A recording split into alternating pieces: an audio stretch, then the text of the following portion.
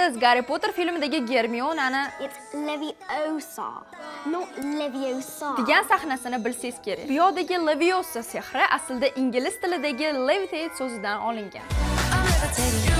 Bu so'z havoga ko'tarish degan ma'noni beradi. Undan tashqari filmdagi boshqa sehrlarning ham o'zini alohida ma'nolari mavjud. Expelliarmus. Garri sevib ishlatadigan raqibni qurolsizlantirish afsoni ham aslida inglizcha expel, ya'ni chiqarib yuborish, arm qurol. Qurolni chiqarib yuborish degan ma'noda keladi. Qarochi yeb qo'ydim boshqatdan. Hech qanaqasiga boshqatdan emas.